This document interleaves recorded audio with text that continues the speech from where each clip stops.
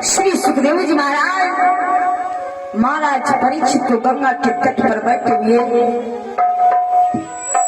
88,000 ऋषि महात्माओं के सत्य में कथा को श्रवण करा रही हैं। और श्री सुखदेव जी महाराज ने महाराज परीक्षित को गंगा के तट पर कथा को श्रवण कराई और कहा 10वें स्कंद को श्रवण कराते हुए श्री सुखदेव जी महाराज आगे को बढ़ते हुए चल रहे बच्चों। सुखदेव जी महाराज ने रात्रि के वेला में भगवान श्री कृष्ण के अवतार की पावन कथा को श्रवण कराई और सुखदेव जी महाराज ने परीक्षित को बतलाया कि राजन, जिस समय भगवान का अवतार हुआ भगवान ने कहा कि गोकुल पहुंचाऊं पिता मुझको नंदराय यशोदा के गृह में और तेरी महामाया मेरी ले आऊं उस कारागृह। भगवान ने कहा कि पिताजी मुझे इस कारागृह से जितनी जल्दी इस मथुरा से हो सके मुझे गोकुल में पहुंचा दो। और गोकुल में नंद बाबा के घर में मैया यशोदा के द्वारा मेरी माया कन्या के रूप में जन्मी हुई है, उसे मथुरा में लेकर के आ जाओ। वसुदेव जी महाराज ने वही किया। अपने 8वें पुत्र त्रिलोकीनाथ परमपिता परमात्मा को ले लिया, गोकुल पहुंच गए और भगवान की जो माया रूपी जन्मी हुई कन्या थी उसे लेकर के वापस पुनः कारागृह में पहुंच गए। बच्चों, यहाँ तक कि आप लोगों ने रात्रि की वेला में कथा को श्रवण किया था। तो आइए मैं इसी के आगे का पावन प्रसंग लेकर के चल रही हूँ, आप लोगों तक पहुंचाने का प्रयास कर रही हूँ।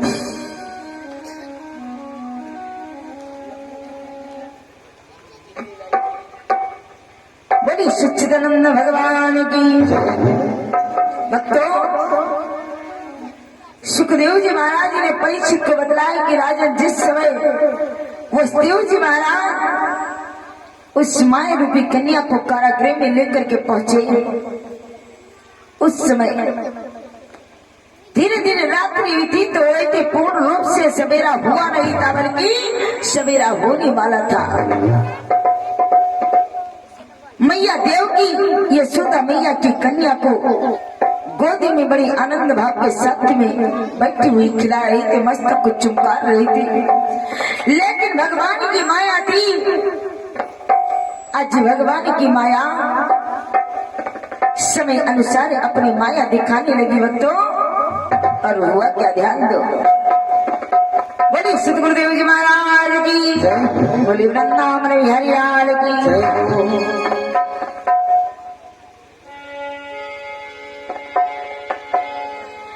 तो आज सुखदेव जी महाराज ने महाराज परीक्षित को बतलाया, बोली कृष्ण कन्हैया लाल की, बोली दुर्गा मैया की। तो भक्तों, उसी समय माया रूपी कन्या ने अपनी माया दिखाना शुरू कर दिया और भगवान की माया रूपी कन्या ने ऐसी माया दिखाई कि जिस समय वसुदेव जी महाराज कारागृह में पहुंचे, जाते ही जाते फाटक बंद हो गए। फाटकों में पुनः पहले ही जैसे ताले लग गए और देव की वसुदेव के हाथ पैरों में हथकड़ियां बेड़ियां लग गई। यहाँ तक कि धीरे धीरे जो माया की बस पहरेदार सोए हुए थे वो भी धीरे धीरे जागने लगे। इतने में माया रूपी कन्या ने क्या किया, देव की मैया बैठी हुई गोदी में लिए हुए माया रूपी कन्या को खिला रही थी यशोदा मैया की पुत्री को। उस माया रूपी कन्या ने अपनी माया दिखाई और वक्त हुआ क्या, बड़ी जोर जोर के साथ चीख चीख करके कन्या वो रोने लगी। और जैसे माया रूपी कन्या रोई, वक्त उसी समय हुआ क्या कि घन घोर घटा की छटा घटी। जो घनघोर काली रात्रि थी भक्तों, रात्रि समाप्त हो गई और प्रकाश होने का समय हो रहा था। उसी बीच कन्या ने रुदन करना शुरू किया और वक्त हुआ क्या कि घनघोर घटा की छटा घटी, तम हटा राहत कल्लाने लगे।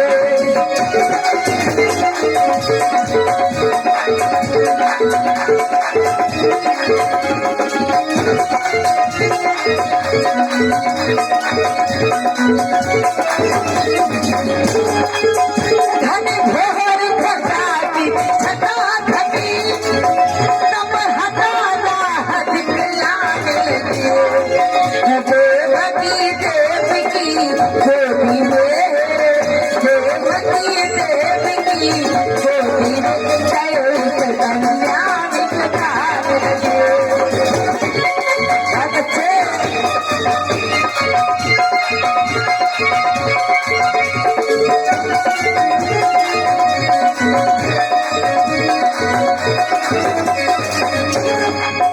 बोली सतगुरुदेव जी महाराज की, बोली सतगुरुदेव जी महाराज की।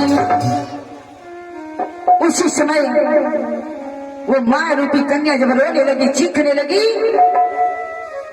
मैया देव की डर गई और उस कन्या को शांत कराने लगी, शांत हो जाओ। लेकिन वो माया रूपी कन्या थी, वो भला कैसे माने जाए? वो तो अपनी माया दिखा रही थी। भारी रुदन करना शुरू किया, मैया डर गई, जान गई अगर मेरा पापी हत्यारा भाई अगर जान पाएगा इस कन्या को जीवित नहीं छोड़ेगा। मैया बहुत शांत करने की कोशिश करती है, लेकिन कन्या रोना बंद ही नहीं करती। लेकिन भक्तों, उतने में ही पहरेदारों ने दौड़ करके जाकर के राजा कंस को सूचना दिया और कहने लगे कि उस देवी कारो धन सुन करे, कि उस देवी कारो धन सुन करे तम आई महरी दानों में।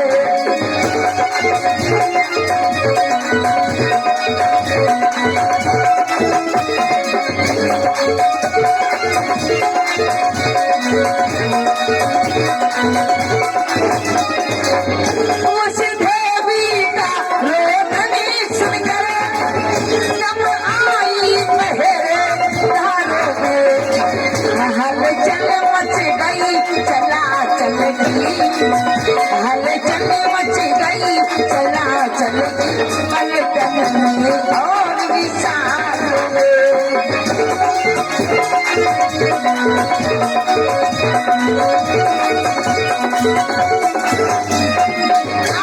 जैसे ही कन्या के रोने चीखने की आवाज पहरेदारों के कानों में पड़ी, उन्होंने जाकर के राजा कंस को सूचना दिया, महाराज सावधान हो जाओ। कंस ने कहा क्या हुआ? पहरेदारों ने कहा महाराज आपका शत्रु, आपका काल देवकी की 8वीं संतान का जन्म हो जा चुका है। और जैसे कंस ने ऐसा सुना, मानो कंस कुछ क्षणों के लिए इतना भयभीत हो गया कि कंस के समझ में नहीं आ रहा है कि अब मैं क्या करूं। लेकिन फिर हाथ में लिया तलवार और भाग पड़ा कारागृह की वो इतनी जोरों के साथ कि कंस को अपने तन की सुधि नहीं है कि मेरे तन पर वस्त्र कैसे है और कैसे नहीं। जो कंधों पर पड़ा हुआ अंगवस्त्र था, भागता हुआ कंस जा रहा है, अंगवस्त्र कहीं गिर रहा है, बाजूबंद टूट करके कहीं गिर रहा है। ऐसे भागता हुआ कंस जब कारागृह में पहुंचा, जाते ही जाते देवकी मैया की गोदी से उस माया रूपी कन्या को छीन लिया। देवकी मैया हाय हाय कहने लगी, बोली भैया भैया ये तुम क्या कर रहे हो? कंस कहने लगा जो हमें करना चाहिए, अब मेरा समय आ गया है अपने शत्रु को समाप्त करने के लिए। भक्तों, हाथ में ले लिया उस माया रूपी कन्या को कंस। देवकी मैया रोने लगी, नहीं भैया इसे मत मारो। लेकिन कंस क्या कहता है कि जाते ही कंसी कसाईनी, कि जाते ही कंस कसाईनी बालिका छीन ली हाथों में।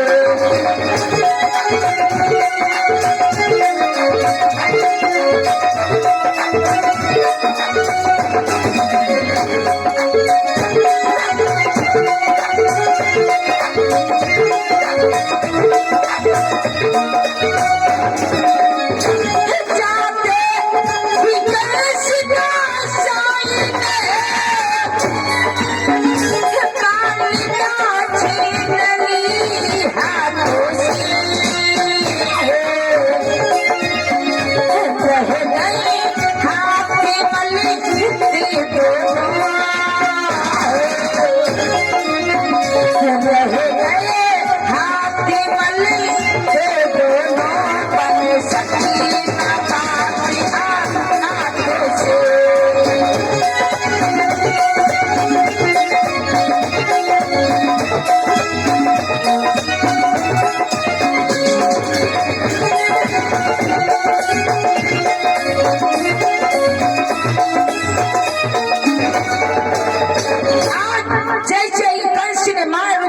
कन्या को देव की मैया की गोद से छीन लिया, उस देव को बड़ा दुख हुआ कि आज नंद की अमानत यशोदा की कन्या इस दुष्ट के हाथों से मारी जाएगी। देव की भी हाय हाय कर रही है, क्योंकि 6 पुत्रों को मरता हुआ अपनी आंखों के सामने देख चुकी है मैया। आज देव की कहने लगी, भैया मैं तेरे पैर पड़ती हूँ, तेरे हाथ जोड़ती हूँ भैया, मेरे इस कन्या को मत मारो। कंस कहने लगा, कन्या? देव की कहने लगी, हाँ भैया, आपका बैर तो हमारे पुत्र से था, हमारी पुत्री से कोई तुम्हारा बैर नहीं, इसलिए भैया मेरी इस बेटी को मत मारो, मेरे 8वें गर्भ से लड़की का जन्म हुआ है।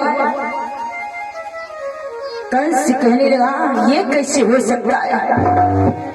देव की कहने लगी, भगवान को यही मंजूर था, यही स्वीकार था, मेरे द्वारा अब की बार लड़का नहीं बल्कि लड़की का जन्म हुआ ही भैया, इसलिए मैं तुमसे कोच पसार करके इस कन्या के प्राणों की भीख मांगती हूँ भैया, इसे मत मारो। कंस कहने लगा, नहीं बहना, फिर भी मैं इसे जीवित नहीं छोड़ूंगा। देव की हाथ जोड़ करके रो रही है, अपने भाई कंस के सामने गिड़गिड़ा रही है, उस मां रूपी कन्या को बचाना चाहती देव की, इसलिए अपने हृदय को कठोर करके,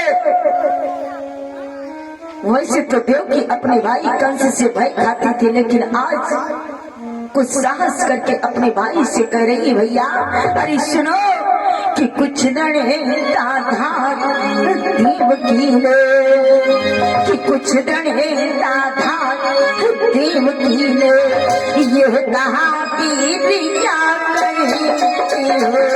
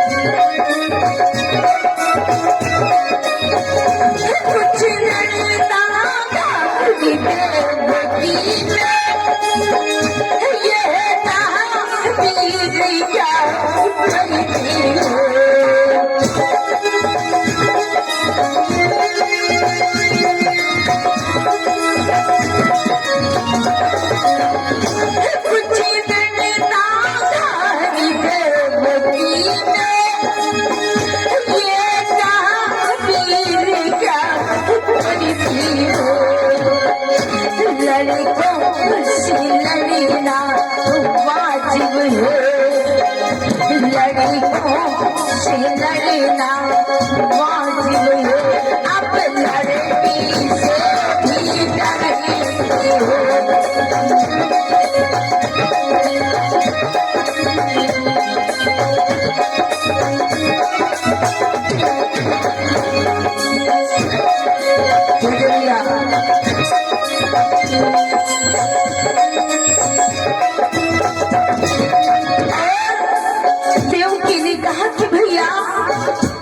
मेरी पुत्री तुम्हें कोई कष्ट नहीं देगी, कोई तुम्हें दुख नहीं देगी, उसे मत मारो भैया। अरे सुनो, ये तुम्हें ना दुखी हो जाएगी, देगी आशीष सदाई हो।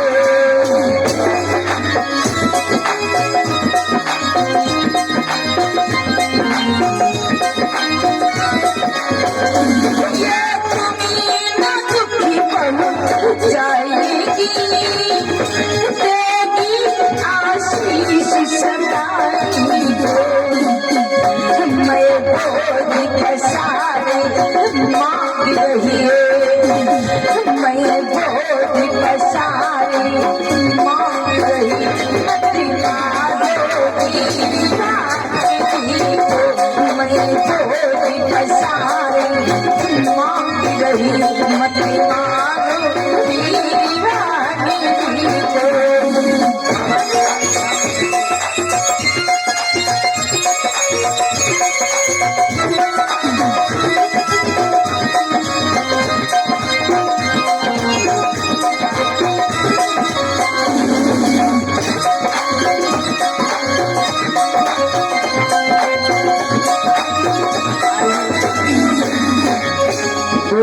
सच्चिदानंद भगवान की, बोली सतगुरुदेव जी महाराज की। भक्तों, देव की मैया आज अपने भाई कंस से कहती है, भैया मैं तुमसे गोद पसार करके अपने पुत्री के प्राणों की भीख मांग रही हूँ, मेरे बेटे को मत मारो भैया। कंस कहने लगा, मैं मानता हूँ बहना, ये लड़की मेरा कुछ नहीं बिगाड़ पाएगी, लेकिन शायद आगे चल करके यही लड़की मेरा काल बन जाए। देवकी ने कहा, वो कैसे? तो कंस कहने लगा, बहना मैं अब के विषय में नहीं सोच रहा हूँ, बल्कि मैं आगे के विषय में सोच रहा हूँ। सुन बहना, कि मैंने माना इस कन्या से हो सकती नहीं हानि मेरी, पर सुनती है बहना, मैं अब के विषय में नहीं, कि मैंने माना इस कन्या से हो सकती नहीं हानि मेरी, पर इसका पतिया पुत्र कभी शायद ले डालेगा, पर इसका पतिया पुत्र कभी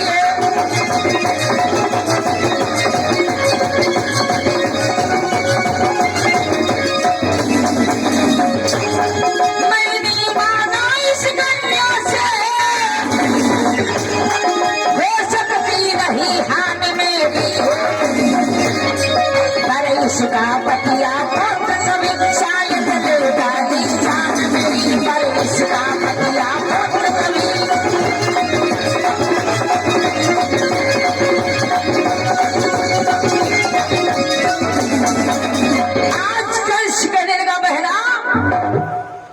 मैं मानता हूँ ये लड़की मेरा कुछ नहीं बिगाड़ सकती, लेकिन आगे चल करके शायद यही लड़की मेरा काल बन जाए, मेरे जीवन का अंतिम कारण बन जाए। इसका पति या इसका कोई पुत्र मेरी जान ले सकता, इसलिए बहना मैं इसे जीवित नहीं छोड़ सकता, क्योंकि आकाशवाणी में बतलाया था कि देवकी के 8वीं संतान के द्वारा मेरी मृत्यु हो जाएगी। सो बहना, अब वो समय आ चुका है।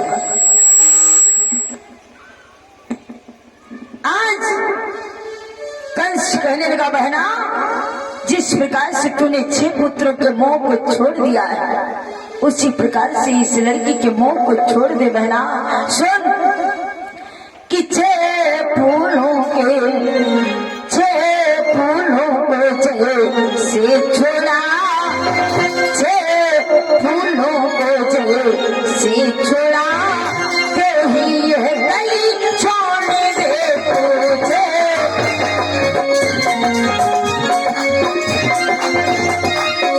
6 फूलों को से छोड़ा,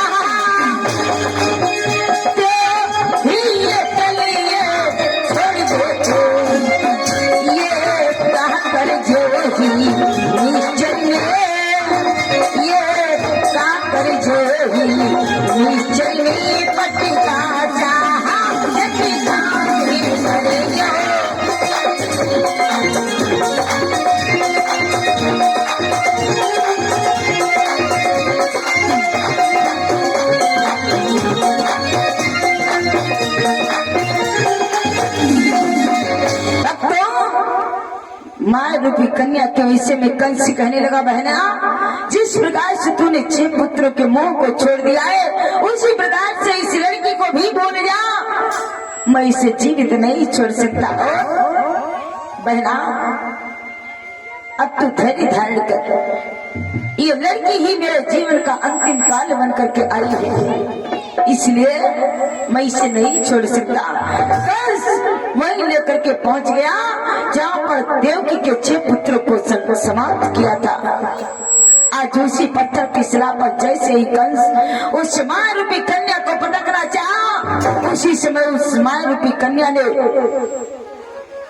वो मां रूपी कन्या कंस के हाथ से छूट गई भक्तों, और आकाश मार्ग में अष्टभुजी मूर्ति में प्रकट हो गई, और कंस को भयभीत सा देखा उस मां रूपी कन्या ने, तो ठाका मार करके वो देवी हंसने लगी। भक्तों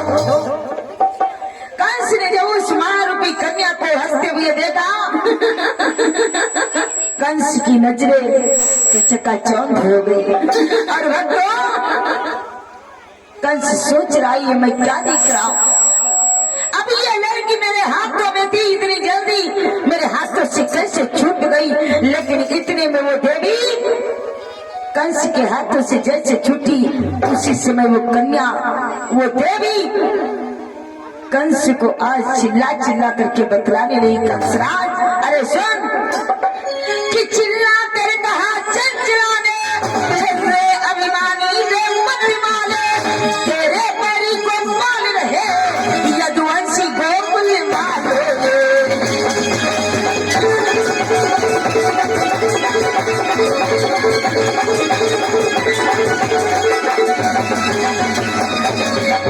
विश्वास मान ले रे अजान, कभी पदा का बीज बो चुका है, तेरे काल का अरे मूर्ख गोकुल में जन्म हो चुका है। आज कंस से वो देवी चंचला कहने लगी, कंसराज तू क्या समझता है कि तू अपने काल से अपने शत्रु से बच जाएगा?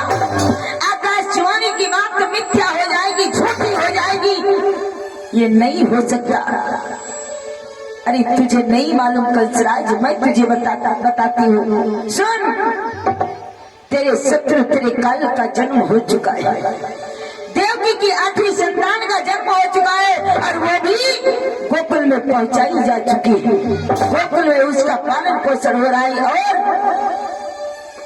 एक दिन उसी के हाथों से तेरा अंत होगा। कंसराज अगर तू बच सकता है तो बच ले, अपने बचने के जितने भी उपाय करना चाहता है कर ले, लेकिन तू अपने काल के हाथों से नहीं बच सकता। कंसराज जिस दिन तेरा काल तेरे क्षमता में आएगा, उस दिन चाहे जितना तू प्रबंध कर ले, लेकिन तेरे प्राण नहीं बच पाएंगे। सुन कंसराज, कि जब काल के हाथ कमान चढ़े, तब बोल जवान समान गिरे हो।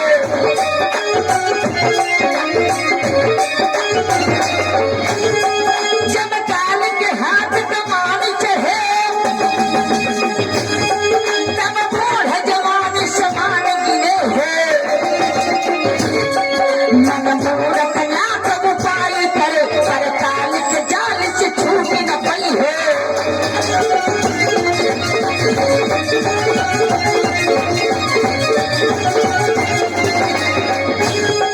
मन मूरख लाख उपाय करे, पर काल के जाल से छूट न पाई है। जन झूम गुमान गुमानन में एक आन तबे सरी आन अजय है।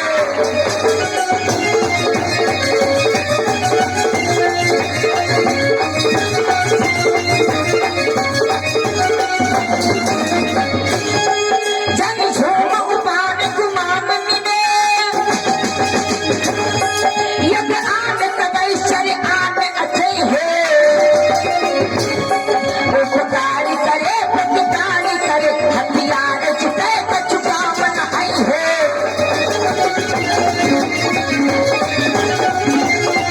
उपकार करे प्रतिकार करे, हथियार जिते कछुकावन आई है।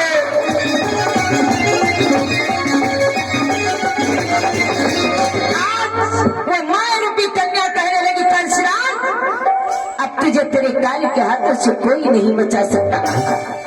अब तेरे जीवन के बहुत कम दिन बचे हुए हैं।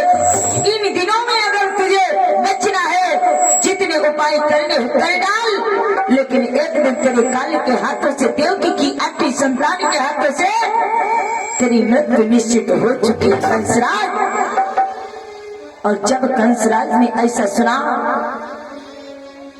इतना भयभीत सा हो गया कि आज कंस के कुछ समझ में ही नहीं आ रहा है कि मैं क्या करूं। आखिर मेरा शत्रु, मेरा काल कैसे मेरे हाथों से निकल गया। भक्तों, कंस के कुछ भी समझ में नहीं आ रहा है।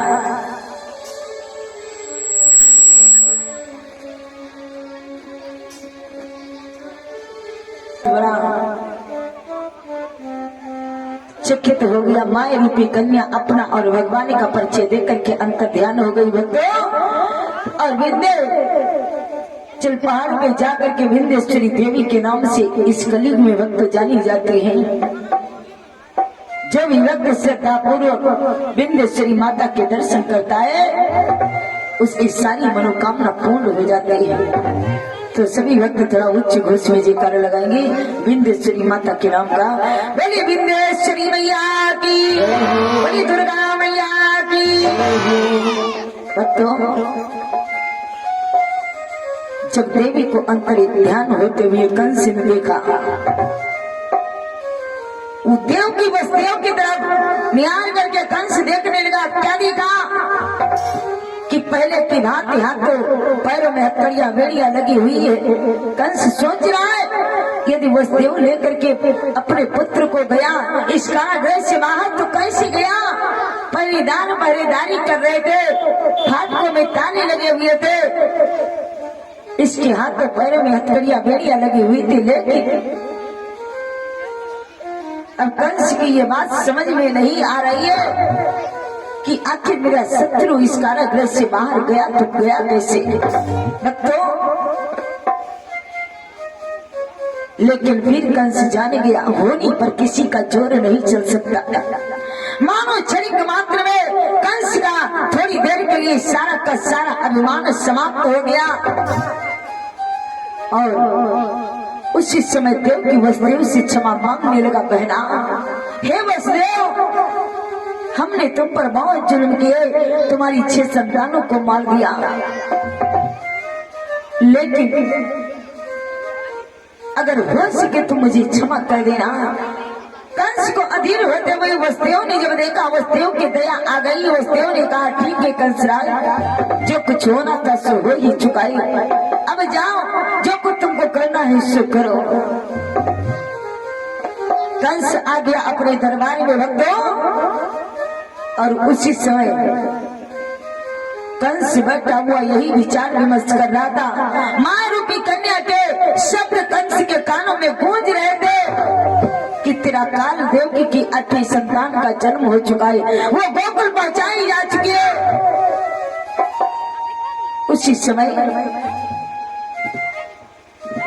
कंस ने सोचा, अगर मेरा शत्रु मेरा काल गोकुल में भी पहुंच जा चुका है तो भी मैं उसे जीवित नहीं छोड़ सकता। ना जाने कितना मेरा शत्रु बलशाली हो, शक्तिशाली हो, उसे अभी से समाप्त कर देना चाहिए। इसीलिए कंस ने बड़ी बड़ी शूरवीर निश्चरों को बुलाया, आज्ञा दिया, जाओ 2-4 दिन से लगा करके 10 दिन तक जो भी बालक तुम्हें जन्मा मिले सारे बालकों को समाप्त कर डालो। कंस की आज्ञा पाकर के निश्चर गोकुल में चल पड़े। और वक्तों, जाते ही जाते गोकुल में मारना काटना शुरुआत कर दिया। वक्तों, ना जाने कितने बच्चों की गर्दनें कटवा दिया कंस ने, ना जाने कितने बच्चों को बहते हुए जल में फेंकवा दिया, और ना जाने कितने माताओं की गोदियों को उजाड़ दिया कंस ने। जैसे ही निश्चरों ने कंस की आज्ञा को पूर्ण किया, वापस कंस के पास पहुंचे, बोले, महाराज, मैंने आपकी आज्ञा अनुसार कार्य किया है। जितने भी 9 शिशु बालक गोकुल में जन्मे हुए थे सभी को हमने समाप्त कर दिया है। कंस ठाका मार करके हंसने लगा, कहने लगा, तब तो मेरा शत्रु भी समाप्त हो गया होगा। लेकिन वक्तों, इतने में कंस के जो गुप्तचर थे वो चारों तरफ लगे रहते थे, कहाँ कब क्या हो रहा है। एक गुप्तचर ने जाकर के कंस को सूचना दिया, महाराज, गोकुल के सारे 9 शिशु बालक तो मारे गए, लेकिन अभी एक बालक जीवित है, और उस बालक का इस समय गुरु सानिल ऋषि के द्वारा नामकरण हो रहा है। कंस कहने लगा, किसके घर में वो बालक है? गुप्तचर ने बताया कि महाराज, वो बालक नंद नाम का जो ग्वाला है, उस ग्वाले के घर में यशोदा की गोदी में वो बालक है। जैसे ही कंस ने एक ही बालक के विषय में सुना, कहने लगा तो कोई बात नहीं, उस बालक के लिए तो पूतना निश्चरी ही काफी है। भक्तों, उसी समय पूतना निश्चरी को बुलाया और पूतना निश्चरी को पूरी बात बतलाई। पूतना निश्चरी कहने लगी, महाराज आप चिंता ना करो, मैं अभी जाती हूँ गोकुल में और उस बालक का अंत कर देती हूँ। भक्तों, पूतना कहने लगी, महाराज इसमें चिंता की कोई बात नहीं, क्योंकि मेरा नाम ही पूतना है। जहाँ पर मैं जाती हूँ पुत्र का नाम और निशान समाप्त हो जाता है, इसलिए तुम चिंता न करो। जब चलने लगी पूतना तो उसी समय कंस कहने लगा, अगर तू इसी वेश में जाएगी तो तुझे गोकुलवासी नगरी में प्रवेश होने नहीं देंगे। पूतना कहने लगी, मैं इसका प्रबंध करूंगी। पूतना निश्चरी ने तुरंत अपने वेश को बदल लिया। भक्तों, ब्रजबालाओं का वेश धारण कर लिया और चल पड़ी गोकुल नगरी की ओर। भक्तों, और इधर भगवान का नामकरण हो रहा था। अनेक नामों से भगवान जाने जा रहे थे। मैया यशोदा कहती, ये मेरा पुत्र, ये मेरे नाम से जाना जाएगा, ये यशोदा नंदन कहलाया जाएगा। नंद बाबा कहते, नहीं यशोदा, ये मेरा पुत्र, ये नंदलाल कहलाएगा। ग्वाल बाल कहते, नहीं ये मेरा गोपाल है, ये गोपाल के नाम से जाना जाएगा। और गोपिया कहती, नहीं ये कन्हैया मेरा है, इसे मैं कान्हा के नाम से पुकारूंगी। अनेक नाम भगवान के रख दिया। आज ग्वाल वालों ने, गोकुलवासियों ने भगवान का नामकरण हो गया। बड़ी खुशियां गोकुल में मनाई जा रही है। देवता भी आकाश मार्ग से जब भगवान का नामकरण हुआ तो खुशियां मना रहे और देवता झूम रहे, देवियां नृत्य कर रही है।